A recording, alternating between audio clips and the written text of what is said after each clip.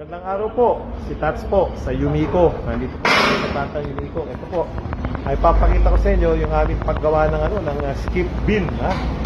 Yung aming heavy duty na skip bin, ayan, ha? Yung ating fabricator, si Noy. Yan ang nag-welding sa doon. Yan, kita ko muna sa inyo ano yung itsura ng ating skip bin. Yan, titignan nyo yung ating skip bin, ang kapal po nito. Ayan, no?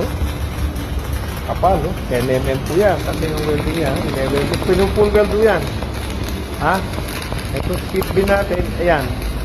Heavy duty po yan. Makakapal ang piyesa niyan. Kasi nagkakarga ng mga kumisan, magkakarga ng bakal o mga kagamitan. Iakit sa building. Yan yung kanilang pang-transport. Yan. Ang ginagamit namin welding dyan, yung special welding rod. Ha? Para, kasi ano yung umaangat yan eh. Eh pagka umaangat, siyempre, kailangan, yung safety profile niyan, kailangan matatag. Ha?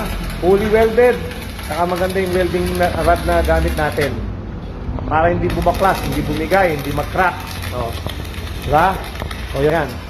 Ito ulit sa Yumiko. Ayan ha. Ayan yung ating fabricator, si Noy. Ayan.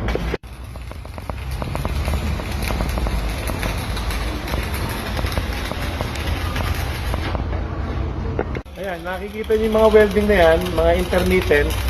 Ano yan? Spot pa lang yan. Full weld do yan, todo. Weldingin yan, walang siwang yan.